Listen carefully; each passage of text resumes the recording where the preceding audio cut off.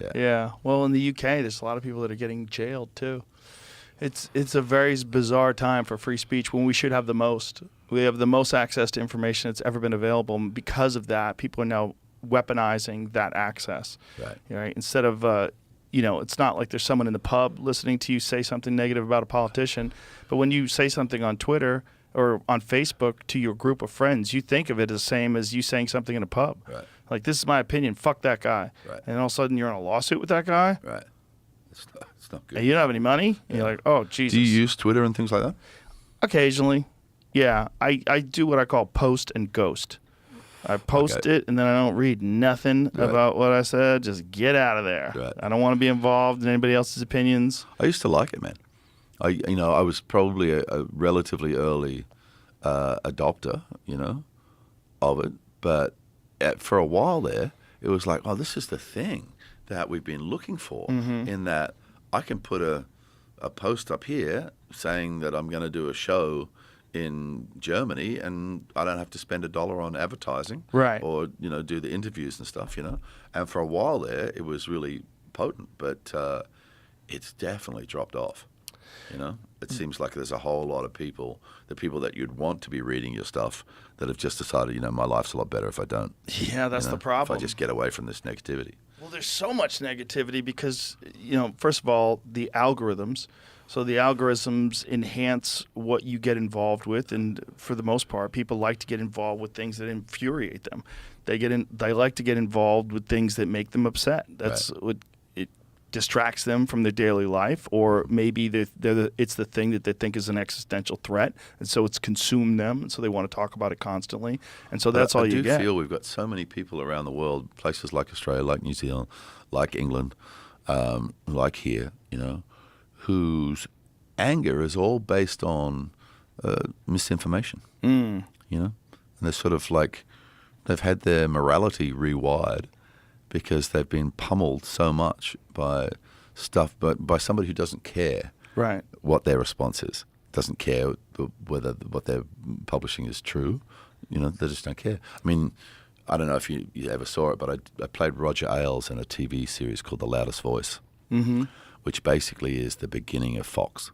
And Roger had been a political pundit. He'd worked on television in the 60s, but then he met Richard Nixon and became an advisor to Nixon. And he tried to set up, a White House news service back in the late 60s. Tried it again in the 70s, tried it again in the early 80s, but the technology just wasn't there and the money wasn't there. But then he met Rupert Murdoch and explained to Rupert that all you need to do to attract 50% of the news audience is just make a decision politically, because that's half the available audience, Yeah. And the way, I can't remember all the figures and everything, but the way he set up Fox News, it just became an absolute cash-cranking machine, because they got it into the affiliates and stuff like that by offering it at a lower price. And then, got to his, subscriber numbers that still had it making money between advertisers and subscribers at that lower price.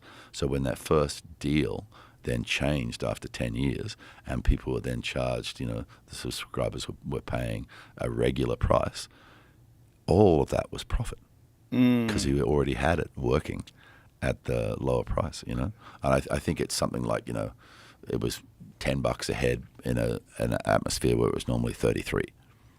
So then when that first contract finished and it went to the normal subscriber rate, you've got that difference in 77 million subscribers times an extra $23. And that's the beginning of opinion-based news coverage. Fox is, yeah. Yeah, because that's when where things truth got very is polarized. One publishable option. Yeah. Yeah. And then you have a real problem today on social media where you have bots, where there's a really an unknown number of entities that are commenting constantly in one way or another about political issues that aren't even real people. Right. It's computer bot farms. It gives the impression that there's, more people for a particular situation than there is in fact in actual reality. There was an FBI analyst that he made an estimation that it could be as many as 80% of the people on Twitter are bots. This makes the whole thing useless then, doesn't it? It kind of does in a way, but also there are real people. You just got to find those real people. Yeah. And there's plenty of interesting people to find, and anything that's free and open is going to be messy, you know, and that's, well, I think. what I used to do is just if anybody got on my timeline and chucked in some negative shit, I'd just block them. Yeah. Just get them out of there, you know? That's a good move. And for a long time, it kept that sort of village of people in a sort of a comfortable place because I just got rid of, you know, those voices. But now you have the situation where, you know, there's ads running and stuff on your timeline, and you're not allowed to block it anymore. You can't stop yourself. Can't stop the you know? ads. Yeah, but it's not. It's funny because they're running like ads, or they're popping up as ads, but it's kind of, it'll have something dark in there, you know, that then because it's on your timeline will attract more darkness, but you can't get rid of it anymore. Right. You can't just block it and chuck it out, you know. I mean, you can do it with individuals, but that's just a strange little thing that's happened. Yeah, it is a strange little thing that's happened. I like I said, I just don't engage. I only post things. I never got into Facebook. So I don't understand it. And I don't really understand Instagram either, though.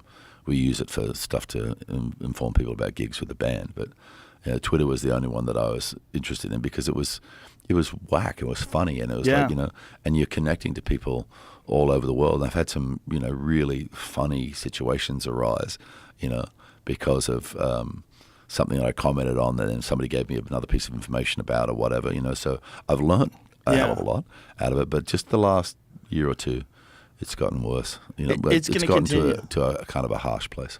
Yeah, it's going to continue in that way too. That's how you get engagement, unfortunately. There's also a lot of fun stuff. I mean, memes. I laugh harder at things that I find online today. I mean, I think there's more comedy online today than there's ever been before. There's more funny memes. I mean, it's like a completely new form of art. Yeah. Just images with funny titles and funny captions. Yeah, there's a few of me around. Yeah, I'm sure. There's one particular one that comes up all the time. It's a shot from Les Mis where I'm looking in this doorway and I'm in, you know, police uniform at the time, and I just kind of go, slide into this doorway. And people apply it to so many different situations. The animated GIF.